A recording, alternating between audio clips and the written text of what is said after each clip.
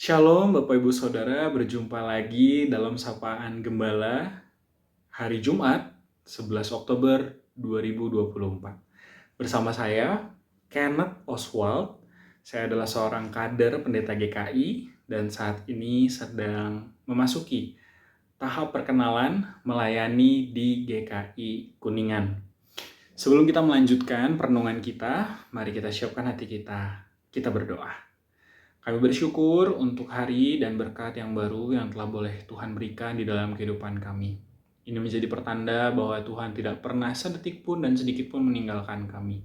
Khususnya ketika kami hendak menerima dan menyambut firman Tuhan, ini juga pertanda bahwa Tuhan mau berbicara kepada kami. Kami mau menerima berkat Tuhan ini, maka Tuhan, bukalah telinga, hati, dan pikiran kami. Ajarlah kami untuk mendengar, merawat, menanam, serta melakukan firman Tuhan di dalam kehidupan kami. Dalam nama Tuhan Yesus Kristus, kami telah berdoa. Amin. Bapak Ibu Saudara, mari kita buka kitab kita dari surat Yudas 1 ayat 17 sampai 25. Yudas pasal 1 ayat 17 sampai 25. Yang akan saya bacakan ini adalah kitab LAI terjemahan baru edisi 2. Adapun kamu saudara-saudara yang terkasih, ingatlah apa yang dahulu telah dikatakan oleh rasul-rasul Tuhan kita Yesus Kristus. Sebab mereka telah mengatakan kepada kamu, menjelang akhir zaman, akan tampil pengejek-pengejek yang akan hidup menuruti hawa nafsu kefasikan mereka. Mereka adalah pemecah belah, manusia duniawi yang tidak memiliki Roh Kudus. Namun kamu, saudara-saudara yang terkasih, dengan membangun dirimu di atas dasar imanmu yang paling suci dan berdoa dalam Roh Kudus, peliharalah dirimu dalam kasih Allah sambil menantikan rahmat Tuhan kita Yesus Kristus untuk hidup yang kekal. Tunjukkanlah belas kasihan kepada mereka yang ragu-ragu. Selamatkanlah yang lain dengan merenggut mereka dari api. Tunjukkanlah belas kasihan yang disertai rasa takut kepada orang-orang lain juga. Dan bencilah pakaian yang dicemarkan oleh keinginan daging. Bagi Dia yang berkuasa menjaga supaya jangan kamu tersandung, dan yang membawa kamu tanpa noda, dan dengan penuh kegembiraan di hadapan kemuliaan-Nya, Allah yang Esa, Juru Selamat kita melalui Yesus Kristus Tuhan kita. Bagi Dialah kemuliaan, kebesaran, kekuatan, dan kuasa sebelum segala abad, sekarang dan sampai selama-lamanya. Amin. Bapak Ibu Saudara, siapa yang tidak kenal dengan istilah Artificial Intelligence atau AI? Teknologi ini begitu canggih dan ada banyak sekali hal yang bisa kita lakukan dengan teknologi ini. Sudah ada banyak sekali peringatan-peringatan yang diberikan kepada kita dalam bentuk artikel, video, atau rekaman bahwa kita ini harus hati-hati ketika kita menggunakan teknologi ini. Kenapa kok harus hati-hati? Karena pada satu sisi teknologi ini bisa sangat canggih dan sangat menolong pekerjaan manusia. Dia bisa mengedit foto, mengedit video, bisa membuat ilustrasi gambar, membuat dua foto yang berbeda bisa jadi satu. Bahkan dia juga bisa mengubah atau membuat sebuah teks khotbah. Tinggal masukin ayat, tinggal masukin tema, teks khotbahnya bisa langsung jadi. Kalau mau orang-orang yang khotbah, itu bisa aja tinggal memasukkan hal-hal seperti itu dan dibantu dengan AI. Tapi teknologi ini juga perlu diwaspadai Bapak Ibu Saudara.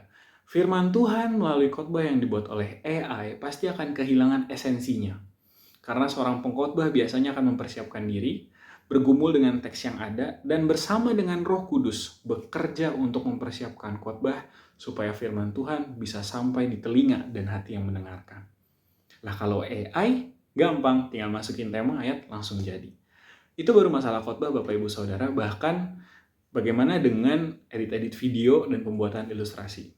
Zaman sekarang ini marak sekali, ada penyalahgunaan informasi dan foto-foto milik kita pribadi. Ada yang digunakan untuk memfitnah seseorang, ada yang digunakan untuk pinjaman online. Bahkan ada juga orang-orang yang berpura-pura menjadi orang lain dengan identitas palsu. Semua dilakukan dengan mudah demi kepentingan pribadi, tanpa memikirkan kerugian yang akan diterima oleh para pemilik identitas atau foto tersebut. Makanya sekarang juga banyak kan peringatan, hati-hati kalau upload foto, jangan foto KTP, jangan foto kartu identitas, karena memang sekarang seberbahaya itu. Kesimpulannya Bapak Ibu Saudara, teknologi artificial intelligence ini seperti pedang bermata dua. Ia bisa menjadi alat yang sangat berguna jika digunakan dengan tepat dan tujuan yang benar. Tapi di sisi yang lain, ia juga bisa menjadi alat yang membunuh jika digunakan dengan tujuan dan cara yang keliru. Oleh karena itu yang perlu kita lakukan sekarang saat ini adalah seperti yang diungkapkan oleh Bang Napi. Bapak Ibu Saudara tahu siapa itu Bang Napi? Dulu di salah satu acara TV ada namanya Sergap. Dan di dalam acara Sergap itu ada sesosok orang yang cukup fenomenal karena penampilannya. Ia berbadan yang cukup gempal, mengenakan rompi hitam, dan topengnya itu berwarna putih tapi hanya menutupi sebagian dari wajahnya.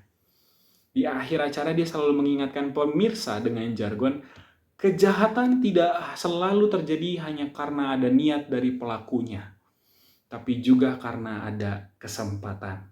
Waspadalah, waspadalah. Pesan untuk waspada ini juga diterima oleh penerima surat Yudas.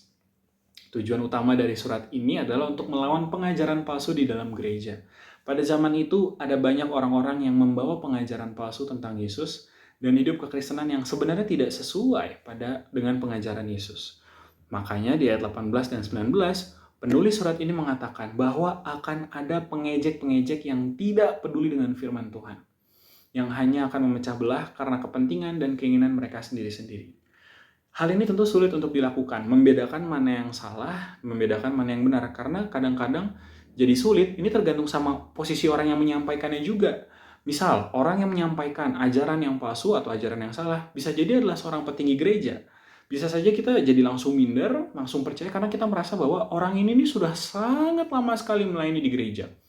Dia sudah lama sekali menjadi orang Kristen, dan alasan-alasan lainnya. Oleh karena itu, sikap waspada itu bukanlah sebuah sikap pasif yang hanya menutup kuping. Sikap waspada adalah sebuah sikap aktif yang perlu kita kerjakan dan kita tekuni di dalam kehidupan kita. Seperti apakah sikap waspada itu? Penulis surat Yudas mengingatkan pembaca surat ini untuk pertama-tama membangun diri sendiri di atas dasar iman yang kokoh dan yang suci seperti yang dikatakan di dalam ayat 20. Untuk membangun iman yang kokoh dan yang suci, yang perlu dilakukan adalah dengan cara berdoa di dalam Roh Kudus. Selalu meminta pertolongan Roh Kudus dalam pikiran, keputusan, dan tindakan kita. Kalau kita mau membangun iman yang kokoh dan suci serta melibatkan Roh Kudus, maka ayat 21 sampai ayat 23 pun pasti bisa kita lakukan. Kita akan dimampukan hidup dalam kasih. Yang berarti kita nggak hanya menikmati kasih Tuhan, tapi juga menjadi kasih itu sendiri bagi sesama kita. Yang kedua, kita akan dimampukan untuk meyakinkan saudara-saudara kita yang saat ini masih ragu-ragu dengan apa yang mereka yakini saat ini. Dengan cerita kita, dengan pengalaman kita, dan juga sikap kita yang tidak hanya diceritakan, tetapi benar-benar ditunjukkan secara nyata. Sehingga akhirnya yang ketiga, kita mau menjauhi dan membenci setiap keinginan hati kita untuk berbuat dosa. Bapak Ibu Saudara, dalam menyikapi kemajuan teknologi yang ada ini pun kita perlu waspada, seperti penerima surat Yudas. Kenapa kita perlu waspada? Pertama-tama, supaya kita tidak menjadi korban. Kedua, kemudian kita tidak merasakan kerugian dari teknologi yang terus berkembang ini. Dan yang penting adalah supaya kita tidak menghasilkan korban dan merugikan orang lain dengan tindakan kita yang keliru seperti ini. Sikap waspada dan hati-hati terhadap kemajuan teknologi berarti kita juga mau melibatkan Roh Kudus dalam pikiran, ucapan, dan tindakan kita. Waktu lihat iklan yang menawarkan uang banyak, jangan langsung kepincut, jangan langsung dipencet, coba dipikir baik-baik, didoakan, tanya kepada yang mengerti, jangan sampai malah ketika kita pencet iklan, kita kena tipu dan kita mengalami kerugian. Kalau ada yang tiba-tiba ngechat kita, kirim lewat aplikasi dan kirimin kita sesuatu yang mencurigakan, yang dibilangnya itu gambar atau mungkin itu surat undangan, jangan langsung diklik, jangan langsung dibuka. Siapa tahu itu aplikasi yang bisa digunakan untuk membajak HP kita. Dipikirkan dulu baik-baik, ditanyakan pada yang memang mengerti teknologi, didoakan juga. Dan jangan lupa, kita juga perlu mendoakan orang-orang yang mengirim pesan ini, supaya mereka bisa sadar bahwa yang mereka lakukan ini keliru. Dan supaya mereka diberkati agar mereka tidak perlu menipu lagi. Kemudian, kalau ada yang lagi tren video-video yang pakai muka kita tapi badannya pakai orang lain, hati-hati. Coba pikirin baik-baik, kira-kira foto-foto ini akan digunakan untuk hal yang keliru nggak ya? Apakah aplikasi yang digunakan juga bisa dijamin keamanannya? Berhati-hati untuk mengunggah foto tentang identitas diri kita. Karena bisa saja hal ini digunakan untuk merugikan kita di masa mendatang. Kalau kita mengerti cara menggunakan teknologi AI ini, mintalah juga pada Tuhan kebijaksanaan untuk menggunakannya dengan bijak. Apakah yang kita lakukan ini akan merugikan orang lain atau malah merugikan diri sendiri? Dengan sikap waspada yang selalu melibatkan Roh Kudus, maka kita juga akan dimampukan, Bapak Ibu Saudara, untuk menjadi kasih baik bagi diri kita sendiri maupun bagi sesama kita. Kita akan dimampukan untuk berani mengambil keputusan yang tepat, meskipun mungkin resikonya nggak enak. Kita akan dimampukan untuk menjadi berani, untuk menjauhi keinginan-keinginan berbuat dosa yang jauh lebih menggiurkan dengan segala kenikmatannya. Waspadalah, waspadalah. Tuhan memberkati kita. Mari kita berdoa. Terima kasih karena Tuhan telah mengingatkan kami untuk terus waspada, untuk terus mawas diri. Ajarilah kami bahwa waspada ini bukan sesuatu yang pasif, yang hanya menutup kuping, tetapi adalah sikap yang aktif, berani memilah, memilih, dan juga terus melibatkan Tuhan, mempertimbangkan baik-baik setiap keputusan dan tindakan yang kami ambil. Mampukan kami Tuhan agar kami bisa menjadi berkat, menjadi kasih bagi sesama kami. Dalam nama Tuhan Yesus kami telah berdoa dan memohon. Amin. Tuhan memberkati kita.